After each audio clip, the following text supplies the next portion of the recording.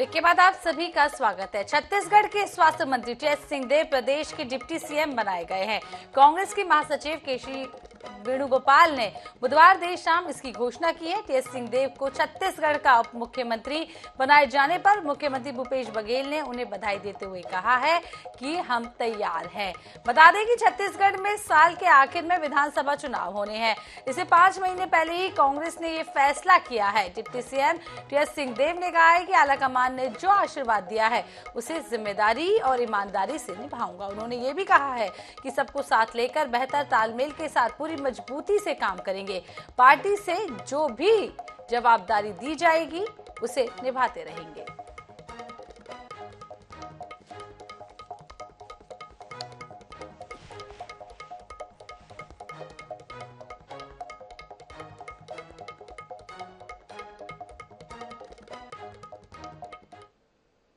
पुनः 5 साल पूरे होने के बाद हम उनके पास जाएंगे, उनका सहयोग चाहेंगे, उनसे मदद मांगेंगे, उनका विश्वास अर्जित करना चाहेंगे। पूरे मन से हम लोगों ने काम करने की कोशिश की है। आगे भी हम काम इसी तर्ज पे करते रहना चाहेंगे। बस उसी के लिए मौका मांगने का समय है। तो 6 महीने का समय है, कम भी रहता है, काफी भी रहता है। इसमें हम लोग को सफलता हासिल करनी होगी। माननीय राष्ट्रीय अध्यक्ष मल्लिकार्जुन खड़गे जी ने, हमारे प्रदेश प्रभारी सुश्री शैलजा जी ने, माननीय मुख्यमंत्री जी ने, माननीय राहुल जी और सोनिया जी ने जो मिल करके निर्णय लिया है, निश्चित रूप से राजनीतिक हलके में इसका स्वागत है। और सबको साथ लेने की जो बात है इस निर्णय से साबित हो जाता है। कम से कम सबको अवसर, सबका मान, सबका सम्मान।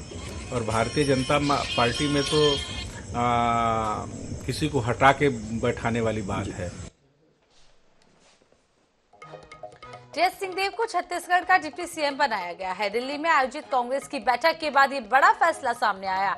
टीएस सिंहदेव छत्तीसगढ़ की राजनीति में बेहद सक्रिय रहे हैं और माना जाता रहा है कि 2018 में प्रदेश में कांग्रेस की जीत में उनका खास योगदान रहा है।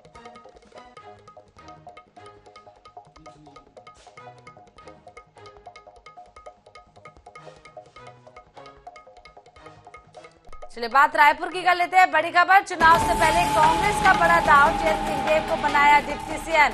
बीजेपी नेताओं का कांग्रेस पर तंज, टीएस सिंहदेव खुश नहीं है, ब्रजमोहन अग्रवाल ने ऐसा कहा है। तो बड़ी खबर इस वक्त की आपको बता रहे हैं, डिप्टी सीएम बनाया गया है और उसको लेकर अब लगातार जो है बीजेपी तंज भी कस रही है। ब्रजमोहन अग्रवाल का यहाँ पर बयान सामने आया है। उन्होंने कहा टीएस सिंहदेव अभी भी खुश नहीं है। दरअसल लगातार यहाँ पर अब जब से टीएस सिंहदेव को डिप्टी सीएम बनाया गया है, विपक्षी पार्टी है वो तरह तरह के बयान दे रही है। अब ब्रजमोहन अग्रवाल का भी बयान सामने आया है और उन्होंने कहा है कि टीएस सिंहदेव खुश नहीं है। चुनाव से पहले कांग्रेस का ये बड़ा दाव है जिसमें आपको बता दें कि टीएस सिंहदेव को डिप्टी सीएम बनाया गया है। अब ब्रजमोहन अग्रवाल तंज कसते हुए नजर आए। उन्होंने कहा है कि टीएस सिंहदेव खुश नहीं है। टीएस बाबा को फिर से एक झुंझुना पकड़ा दिया गया है और टीएस बाबा उप मुख्यमंत्री पद को उन्होंने स्वीकार किया है, खुश नहीं है और इससे कांग्रेस को कोई फायदा नहीं होने वाला है। आने वाले समय पर जो 3.5-4 साल से टीएस बाबा राजा हैं, राजा ने मन मसोस के पद जरूर स्वीकार कर लिया होगा, परंतु भूपेश बघेल को कभी वो स्वीकार नहीं कर सकते और आने वाले चुनाव में उनका जो अपमान हुआ है उसका बदला वो निश्चित रूप से लेंगे। इधर प्रदेश में छत्तीसगढ़ और छत्तीसगढ़िया की स्वाभिमान की सियासी लड़ाई अब और भी ज्यादा मुखर हो गई है। भाजपा एक पोस्टर के माध्यम से दावा कर रही है कि छत्तीसगढ़ निर्माण से लेकर कायाकल्प करने का काम भाजपा ने किया है। भाजपा के दावे पर अब कांग्रेस तंज भी कस रही है। देखिए एक खास रिपोर्ट। भारतीय जनता पार्टी के एक पंपलेट की तस्वीरें सोशल मीडिया में इन दिनों वायरल हो रही हैं। इस पंपलेट में इस बात का जिक्र है कि छत्तीसगढ़ का कायाकल्प भाजपा शासनकाल में हुआ है। राज्य निर्माण के साथ छत्तीसगढ़ी को राजभाषा सम्मान दिलाने का काम बीजेपी ने किया। इतना ही नहीं, पंपलेट में 12 बिंदुओं में कांग्रेस के 4.5 सालों में जनता से किए विश्वासघात और शर्मनाक विफलताएं गिनाई गई हैं। ऐसे पॉम्पलेट बाजारों में भी बांटे जा रहे हैं। इस पर तंज कसते हुए कांग्रेस ने कहा कि जब हमने छत्तीसगढ़ी महतारी की मूर्ति कलेक्ट्रेट चौक में लगाई तो भाजपा के नेताओं ने विरोध किया।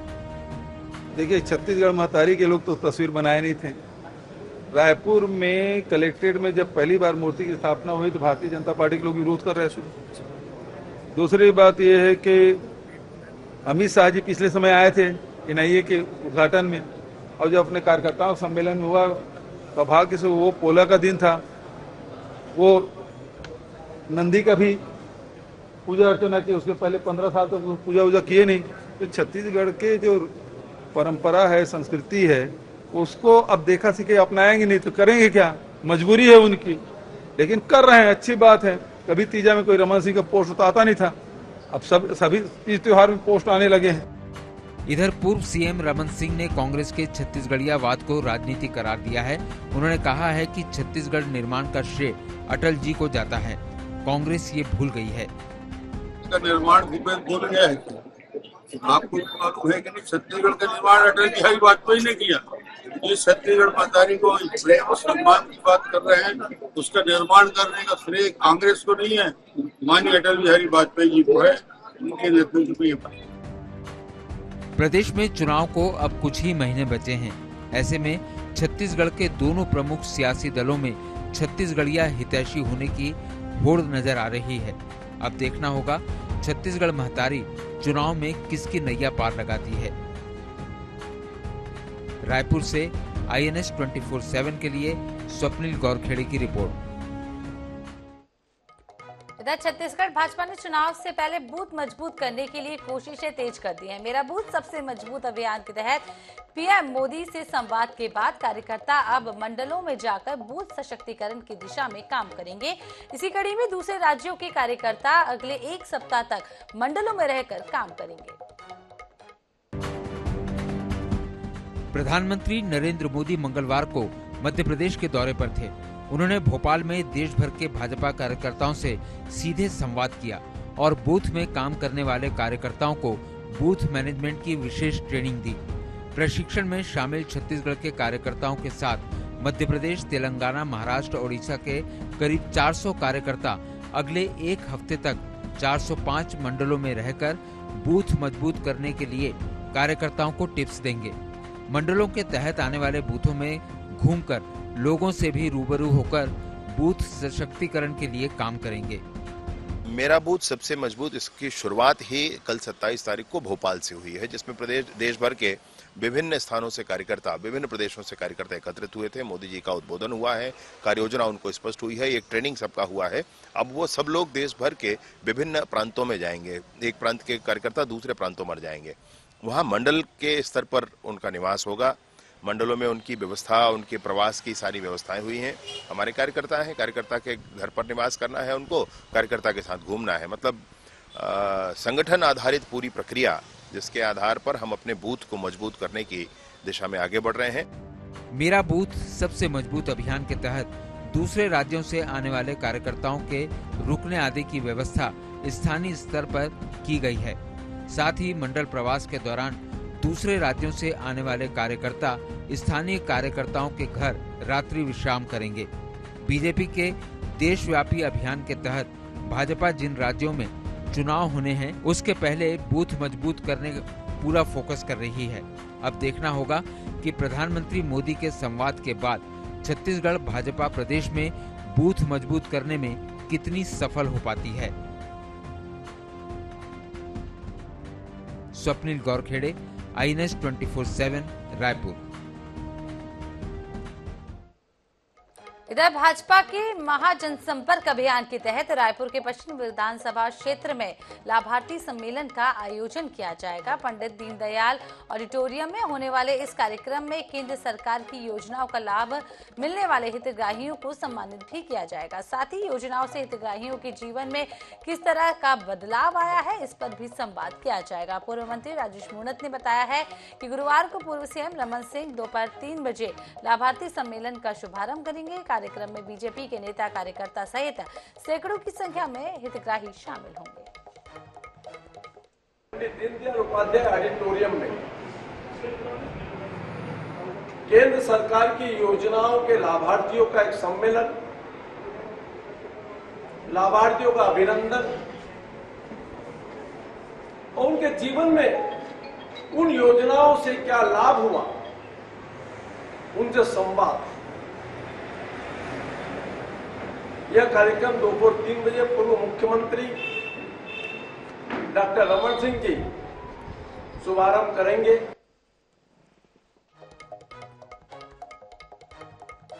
इधर छत्तीसगढ़ में डायल 112 की सुविधा का विस्तार किया जाएगा। इसको लेकर पुलिस मुख्यालय स्तर पर तैयारियां जोर पर है। डायल 112 की सेवा के लिए नए टेंडर की प्रक्रिया शुरू हो गई है, तो दूसरी ओर पुरानी गाड़ियों को नीलाम कर नई गाड़ी खरीदने का फैसला भी किया गया है। वहीं इस सेवा को 15 जिलों से बढ़ाकर अब 33 जिलों में लागू किया गया है। देखिए रिपोर्ट। आपको बता दें कि डायल 112 की शुरुआत 2018 में हुई थी।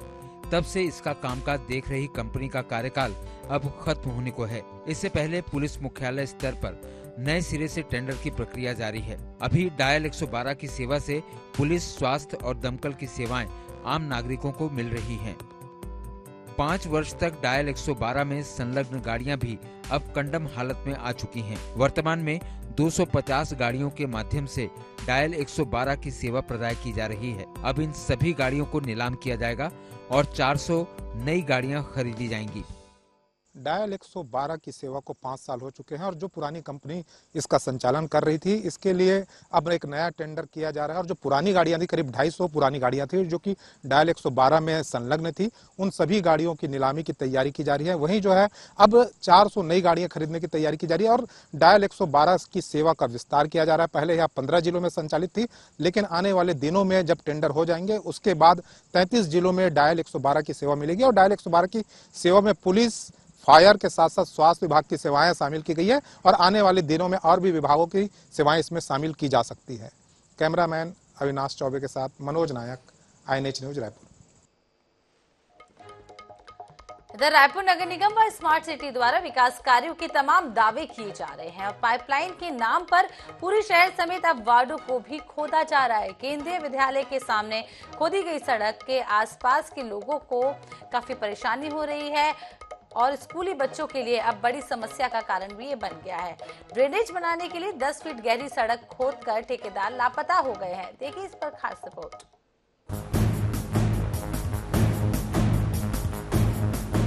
रायपुर के दीनदयाल उपाध्याय नगर वार्ड क्रमांक 41 में सड़क में खोदे गए गड्ढों में 10 फीट तक पानी भर चुका है और कभी भी यहां पर बड़ी घटना हो सकती है। स्कूल खुलने के बाद छोटे बच्चों के लिए सबसे बड़ा खतरा निगम का ड्रेनेज प्रोजेक्ट बन चुका है। आसपास बस्ती के बच्चे इस गड्ढे में भरे पानी पर ट्यूब से तैरते हैं। निगम को कोई सुध नहीं है। ठेकेदारों के भरोसे कई विकास कार्य हैं, लेकिन ठेकेदार शहर में गड्ढे करके लापता है। मौके का जायजा लेते हुए स्थानीय लोगों और पार्षदों से बातचीत की हमारे सहयोगी मोनिका दुबे ने। रायपुर नगर निगम द्वारा व स्मार्ट सिटी द्वारा तमाम जो विकास कार्यों के दावे किए जाते हैं, यह दावे तब फेल नजर आते हैं जब राजधानी रायपुर से इस तरीके के दृश्य सामने आते हैं। सामने है केंद्रीय विद्यालय जहां पे हजारों की संख्या में बच्चे पढ़ते हैं, लेकिन अभी का जो नजारा मैं आपको दिखाने वाली हूं, यह दृश्य सिर्फ दिखाने से ही काफी है। जो दीनदयाल उपाध्याय नगर से इस वक्त की जो तस्वीरें हैं हमारे सामने आ रही हैं, जहां पर विकास कार्य के नाम पर जो गड्ढे खोदे गए हैं, यह निगम अमला और स्मार्ट सिटी प्रोजेक्ट की पोल खोलते हुए नजर आते हैं कि आखिर क्यों बरसात का ही इंतजार किया जाता है, आखिर क्यों? देखिए मैडम, ये जब कार्य चालू हुआ तो पार्षद को बताया नहीं गया। पहली बात हमने सोचा चलो यहाँ पानी भरता है, उसके लिए काम हो रहा है। 1 महीना पहले ये काम हुआ, स्थानीय विधायक आए, आनंद फानंद में भूमि पूजन किया और 1 घंटे के अंदर खुदाई चालू हो गई। और वो जो खुदाई की है, ये जो 100 मीटर 125 मीटर, उसके बाद इसका सूद लेने कोई नहीं आया है। तो 10 दिन जब गुजरा, 11 दिन गुजरा, तो हम लोगों ने यहाँ पे आया, एक बार अधिकारियों को कहा, हम सब यहाँ प्रदर्शन किए, तो यहाँ पे आके बोला गया कि 10 दिन के अंदर इसको कर दिया गया। वो बोले भी 20 दिन हो गया और ये बारिश का इंतजार कर रहे थे, लगता है स्कूल खुलने का इंतजार कर रहे थे। आज यहाँ पे करीब 8 से 9 फीट गड्ढा हो गया है और इसका सूद लेने वाला कोई नहीं है। और आपकी जानकारी के लिए बता दूं, इधर भी मेन राइजिंग पाइप आ गया है, 2 बार पाइपलाइन यहाँ का टूट चुका है, 24-24 घंटे यहाँ विद्युत जल आपूर्ति प्रभावित हुई है। मुझे नहीं लगता कि ठेकेदार अब ये काम को कर पाएगा। पश्चिम विधानसभा क्षेत्र में आने वाले इस वार्ड के बारे में विधायक विकास उपाध्याय ने INS 24/7 से कहा कि जब शहरों में विकास के कार्य किए जाते हैं तब कुछ समस्याओं का सामना करना पड़ता है। विपक्ष के पास कोई मुद्दे नहीं बचे हैं, इसलिए अब विकास कार्यों व इन गड्ढे नालों को मुद्दा बनाया जा रहा है। 15 साल में जहां पानी भरता था, जहां लोगों की समस्या थी, घर लोग 50-50 लाख का 1-1 करोड़ का मकान बनाया, लोगों के घरों में पानी जाता था, उस समस्या का समाधान भारतीय जनता पार्टी ने तो 10-15 साल में कभी नहीं किया। चलित रोड को बनाना, एक नई जगह आप बनाओगे वो बनाना सरल है, लेकिन एक चलित रोड को बनाना है, एक चलित नाले को ठीक करना, ऊपर से बरसात गिर गई तो अपने आप में एक दिक्कत तो वहाँ पैदा हुई है, लेकिन मैं समझता हूँ उसका समाधान हो जाएगा। वो इतनी बड़ी बात नहीं है, लेकिन जो लापरवाही जिन लोगों ने की है उनके ऊपर भी उन पर भी नोटिस भी होगी ठेकेदार को, और जो संबंधित अधिकारी है उससे भी चर्चा होगी।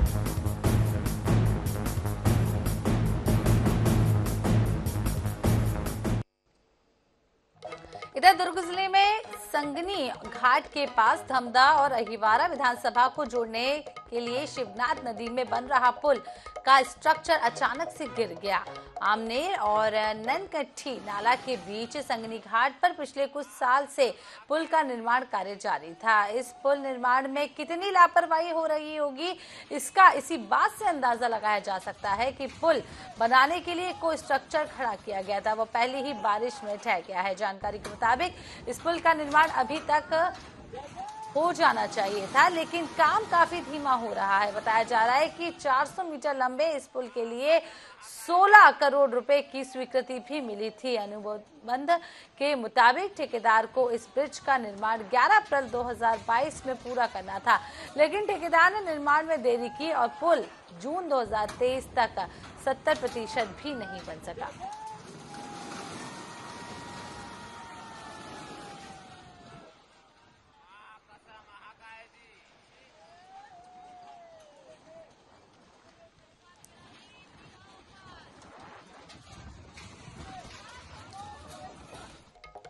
बरसात का सीजन शुरू होते ही सब्जियों के दाम आसमान छूने लगते हैं।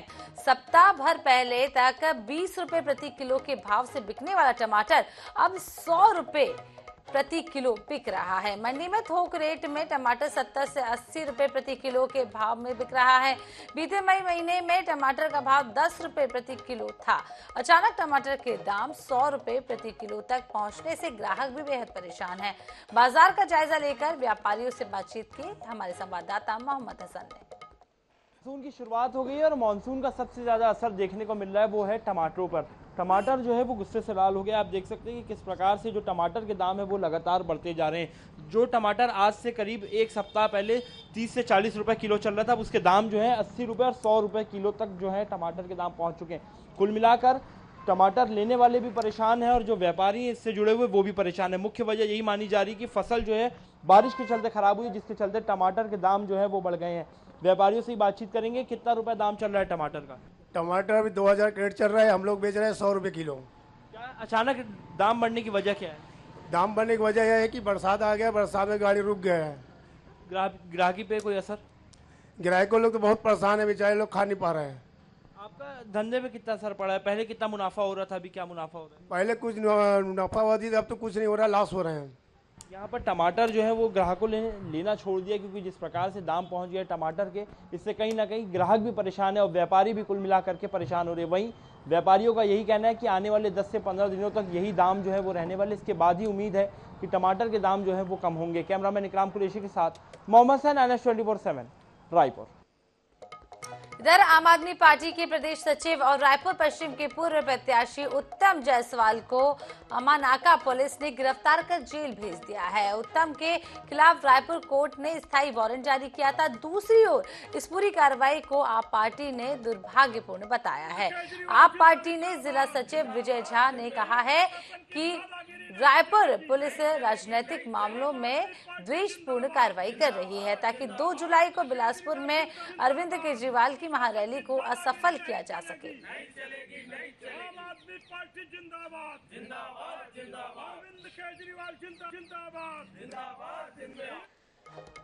इधर जांजगीर चांपा जिले के शिवनारायण थाना क्षेत्र के सलखन में एक दंपत्ति ने चंडीदाई मंदिर में चोरी की वारदात को अंजाम दिया। पुलिस ने कुछ घंटों के अंदर ही चोर को गिरफ्तार कर लिया। चोर के कब्जे से 2.5 लाख रुपए के सोने चांदी के जेवर और दान पेटी से चुराए गए 7 से 8 हजार रुपए बरामद किए गए हैं। चोरी को अंजाम देने वाले आरोपी सीसीटीवी फुटेज में कैद हो गए थे, जिसे 10 घंटे के भीतर माल सहित हिरासत में लेने में पुलिस कामयाब रही है। आरोपी की पत्नी का स्वास्थ्य खराब होने के कारण उसे इलाज के लिए अस्पताल में भर्ती कराया गया है।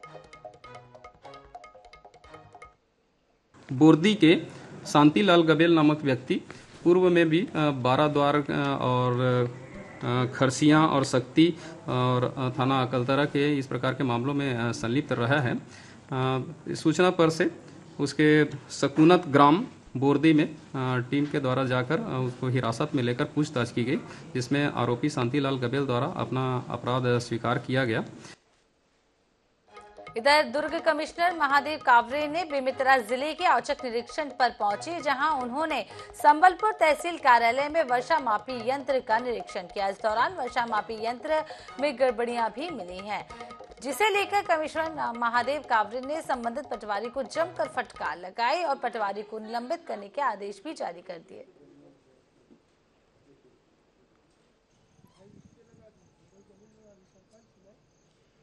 घाट, संबलपुर और नवागढ़ मोहतरा में निरीक्षण हुआ है और उसमें जो मैंने तहसीलों का जो राजस्व के कार्यों का निरीक्षण किया है, वर्षा मापी केंद्र संबलपुर में देखा है।